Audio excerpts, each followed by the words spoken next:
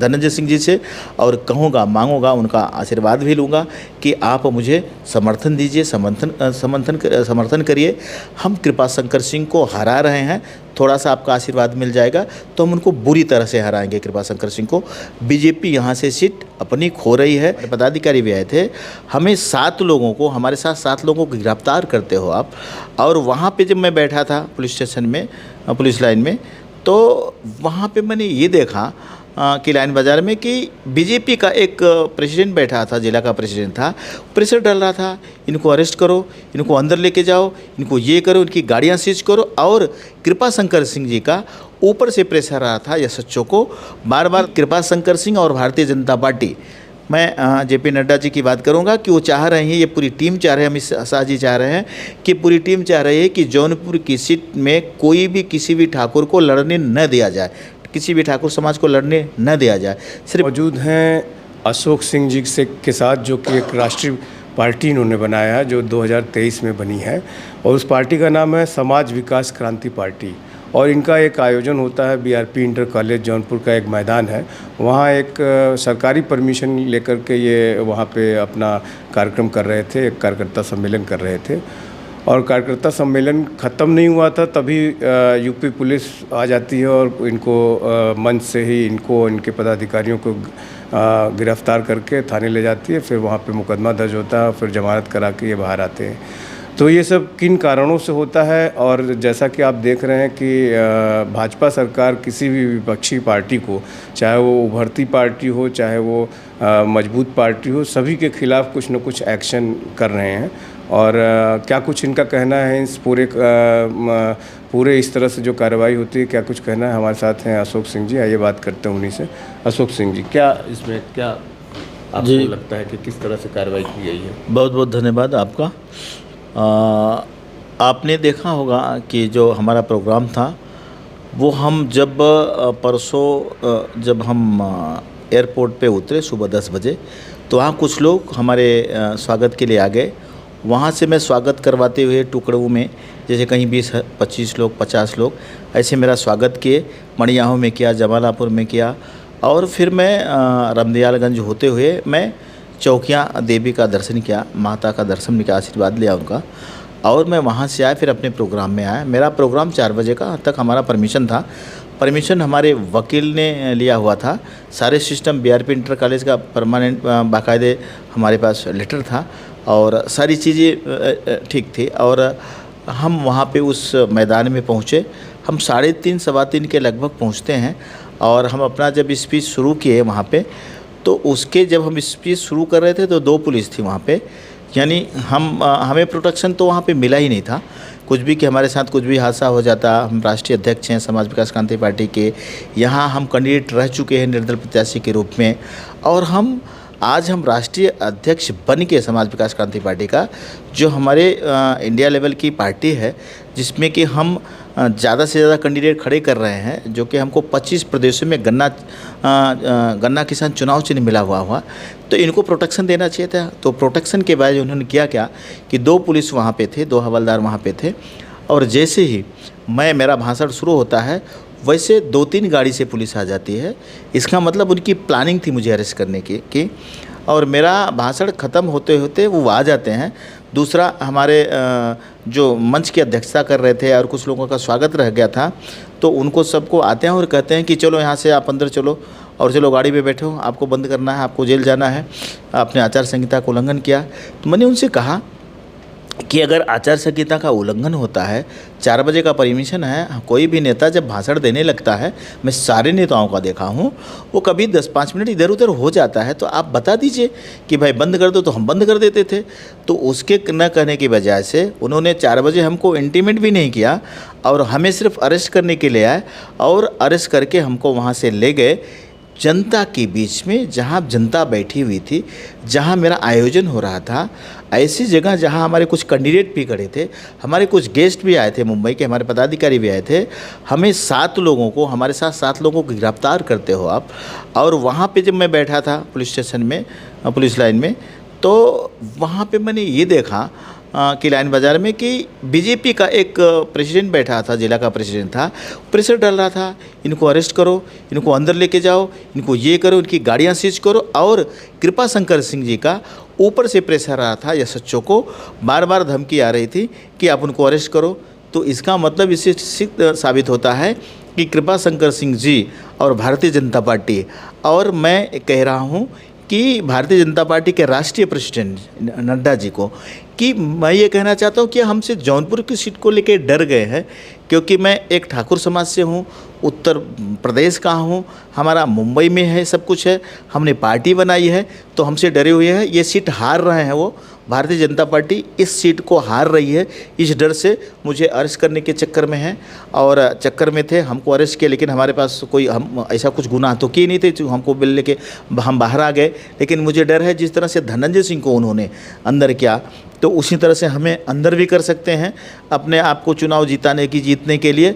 लेकिन यहाँ की जनता इतनी भी भोली भाली नहीं है, सबको समझ में आ रहा है कि कृपा शंकर सिंह और भारतीय जनता पार्टी, मैं जेपी नड्डा जी की बात करूंगा कि वो चाह रहे हैं, ये पूरी टीम चाह रहे हैं, अमित शाह जी चाह रहे हैं कि पूरी टीम चाह रही है कि जौनपुर की सीट में कोई भी किसी भी ठाकुर को लड़ने न दिया जाए, किसी भी ठाकुर समाज को लड़ने न दिया जाए, सिर्फ कृपा शंकर सिंह ही वहाँ से चुनाव लड़े, ऐसी इनकी मानसिकता है। सरकारी तंत्र को यूज कर रहे हैं, ये गलत है। जनता से मेरी अपील है कि गन्ना किसान पे वोट देके इनके जो तंत्र मंत्र हैं उनको खलास करने की कोशिश करें।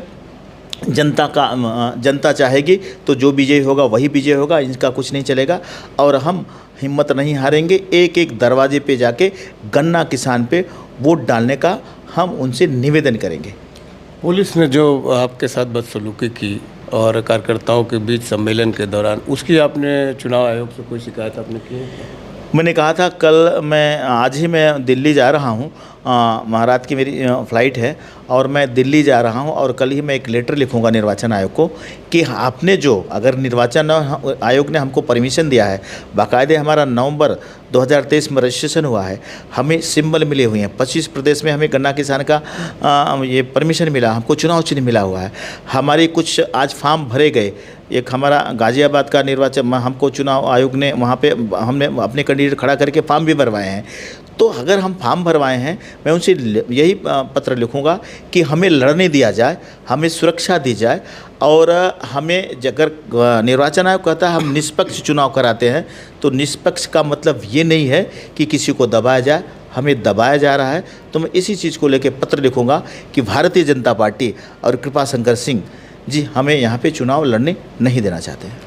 जितने लोगों को सरकार को लगता है कि हमारे चुनाव को प्रभावित करेंगे, जैसे धनंजय सिंह हैं, आप हो गए, तो क्या लगता है आपको कि सभी लोगों को एक तरफ और आप लोग भी एकजुट होंगे? क्या आप धनंजय सिंह से मुलाकात करेंगे इस विषय को लेकर के? बिल्कुल, मैंने कल भी प्रेस कॉन्फ्रेंस में यही चीज़ कही थी कि ठाकुर समाज कि यानी कृपा शंकर से के खिलाफ रोष है, क्योंकि ये गलत कर रहे हैं, सब जनता को पता चल रहा है। और मैं जाके परमिशन लेके वहाँ से जेल में उनसे मिलूँगा, इनसे धनंजय सिंह जी से, और कहूँगा, मांगूँगा, उनका आशीर्वाद भी लूँगा कि आप मुझे समर्थन दीजिए, समर्थन करिए। हम कृपा शंकर सिंह को हरा रहे हैं, थोड़ा सा आपका आशीर्वाद मिल जाएगा तो हम उनको बुरी तरह से हराएंगे, कृपा शंकर सिंह को। बीजेपी यहाँ से सीट अपनी खो रही है, बीजेपी यहाँ से सीट हार रही है, बीजेपी घबराई हुई है, इनकी पूरी टीम घबराई हुई है, इसलिए वो लोग इल्लीगल व्यवहार कर रहे हैं। थाने में पहुंच के धमकी देना, इनको तुरंत अरेस्ट करो। जब निर्वाचन आयोग वहाँ पे है, उसका अगर चल रहा है सिस्टम, आचार संहिता लगी हुई है, तो डीएम एक्शन लेगा, वो हमारे ऊपर केस लागू होगा। ये कौन होते हैं प्रेशर देने वाले? तो ये घबराए हुए हैं, पूरी तरह से घबराए हुए हैं कि वो हार रहे हैं, इसलिए इस तरह से हरकत कर रहे हैं। थाने में आप जब FIR दर्ज हो गई तब तक आप लोग हिरासत में रहे होंगे, किस प्रकार से आपकी जमानत हुई, क्या कुछ हुआ? वहाँ भी कोई बदसलूकी की घटना हुई? बिल्कुल, हमेशा हर 5 मिनट में फ़ोन आ रहे थे एसएचओ के पास में, इनको बंद करो। जो जिलाध्यक्ष वहाँ पे बैठा हुआ था, अब वो किस जिलाध्यक्ष बीजेपी का था, लेकिन इनके सेल बने हुए ना, अभी कौन से मोर्चा का अध्यक्ष था मुझे पता नहीं। अब मैं तो ऐसे लोगों से के मुँह भी नहीं लगता हूँ। अगर मैं चाहता था तो थाने में हमारे झगड़े हो सकते थे वहाँ पर, लेकिन हमारे सामने ही चैलेंज कर रहा था वो कि इनको पकड़ो, इनको अरेस्ट करो, इन 7 लोगों को अंदर डालो, जेल के अंदर डालो, इन्होंने आचार संहिता का उल्लंघन किया। मैं ये पूछना चाहता हूँ, अभी कृपा शंकर सिंह चौकिया माँ का दर्शन करने के लिए गए थे, 70 गाड़ी के साथ गए थे। तो उनके लिए कहाँ परमिशन है? 10 गाड़ियों से डेली जाते हैं, 3 गाड़ी से ज़्यादा किसी को परमिशन नहीं है। जब ये जाते हैं तो इनके लिए कोई आचार संहिता का कुछ मतलब नहीं होता है क्या? ये आचार संहिता का उल्लंघन नहीं कर रहे हैं तो इनको क्यों नहीं अरेस्ट किया जा रहा है? हम भी ये कह रहे हैं, प्रशासन से कहना चाहता है, अगर आपको निष्पक्ष चुनाव कराना है, निर्वाचन आयोग को यही मैं चिट्ठी लिखूंगा कि अगर आपको निष्पक्ष चुनाव कराना है तो कृपा शंकर सिंह को अंदर डालो। हमारे पास रिकॉर्डिंग, हमारे पास वीडियो रिकॉर्डिंग है कि कृपा शंकर सिंह बिना परमिशन के चौकिया धाम में जाते हैं, दर्शन करते हैं। मैं मानता हूँ देवी का माँ का दर्शन करने के लिए कोई परमिशन की ज़रूरत नहीं है, हम भी वही किए हैं, लेकिन हमारे ऊपर क्यों आचार संहिता लागू हो रहा है? वो 80 गाड़ियों से ज़्यादा उनके ऊपर क्यों नहीं है? हमें क्यों दर्शन नहीं करने दिया जा रहा है? हमें क्यों मंच पे बोलने नहीं दिया जा रहा है? हमें क्यों जनता के बीच जाने नहीं दिया जा रहा है? तो ये गलत है, ये निष्पक्ष चुनाव नहीं है। इसको निष्पक्ष मेरी अपील रहेगी कि इसको निष्पक्ष चुनाव कराएं तो ताकत का पता लग जाएगा। उत्तर प्रदेश में मैं चैलेंज के साथ कह रहा हूं, अगर यही रवैया रहा तो एक सीट पे नहीं, ऐसे 50 सीट पे फ़र्क पड़ेगा। ठाकुर समाज पूरा हमारे साथ रहेगा उत्तर प्रदेश में। और मैं आपको चैलेंज के साथ कह रहा हूँ, हमने हर जातीय धर्म के लिए कोरोना पीरियड में भी काम किया है। हम जातीय धर्म से परे उठ के काम करते हैं, लेकिन जिस समाज का हूँ तो छाती ठोक के कह सकता हूँ कि मैं ठाकुर समाज का हूँ। और मैं ठाकुर समाज का होने के नाते मुझे ये दबाया जा रहा है, एक ठाकुर दूसरे ठाकुर को दबा रहा है, एक ठाकुर दूसरे ठाकुर को जेल के अंदर डाला, फिर हमें भी जेल के अंदर डालने की कोशिश कर रहा था। वो तो धाराएं कमज़ोर थी तो हम निकल के आए, नहीं तो हमें भी वही उसकी प्लानिंग थी कि हम अकेले यहाँ पे लड़ाई लड़ें। लेकिन वो भूल कर रहा है कि जनता जो चाहेगी वही होगा। तो जनता इस बार इनको माफ़ नहीं करेगी, तो 50 सीटों पे इनका फ़र्क भी पड़ेगा। ठाकुर समाज एकजुट होकर हमारे साथ रहेगा। धनंजय सिंह भी मानते हैं कि उन्हें कृपा शंकर सिंह ने जेल में भिजवा दिया है। 100% आप भी दूसरे हैं कि जिस तरह से, तो क्या कृपा शंकर सिंह इतने ताकतवर हैं? कहाँ से मिल रही इतनी ताकत? ये भाई आपको पता होगा, महाराष्ट्र में होम मिनिस्टर है कांग्रेस में। अब कितना काम कर रहे थे उत्तर भारतीयों के लिए, वो इतिहास बताओ। 5 साल में जो होम मिनिस्टर रहे वहाँ पे, जितने भी पीरियड उनका बीता है वहाँ पे महाराष्ट्र में, मुंबई में, तो ये बताएं कौन से जौनपुर का, एक तो नाम तो बताएं किस जौनपुर के लोगों का वहाँ विकास करने का काम किया। ये उस दौरान जौनपुर में कितनी बार आके कल कारखाने के लिए काम किया है, कितने उन्होंने रिक्वेस्ट किया, कितने लेटर दिए हैं कि नहीं जौनपुर के लिए कोई ट्रेन जानी चाहिए, कितनी सुविधाएं की है इन्होंने, ये बताए तो सही। और उसके बाद उन्होंने जब वहाँ पे उनको लगा कि भारतीय जनता पार्टी उनको कभी कहीं के ऊपर बहुत सारी केसें थे, सबको पता है, वहाँ पे धाराएं लगी हुई थी, उससे बचने के लिए वो कांग्रेस का दामन छोड़ के, चालाक तो है ही हैं, ये भारतीय जनता पार्टी का दामन कर ले। और इनकी लाइजनिंग फेमस है, और वो लाइजनिंग करके आए होंगे, ऊपर से उड़ के आए। यहाँ पे सारे ठाकुर थे ताक में कि हमें टिकट मिलेगा, सबके टिकट ऊपर से दिल्ली से काट के आए हुए हैं। लेकिन यहाँ की जनता समझती है, इनको माफ़ नहीं करेगी। क्या जनता के बीच में आप जब जाएंगे चुनाव प्रचार के लिए, तो बीजेपी कैंडिडेट जो कृपा शंकर सिंह हैं उनको भी एक्सपोज करने का काम करेंगे? क्या आरोप लगे हैं अब तक उनके ऊपर? अभी हम ये तो हम बताएंगे आपको, अभी मैं बताना बड़ा जल्दबाजी हो जाएगी।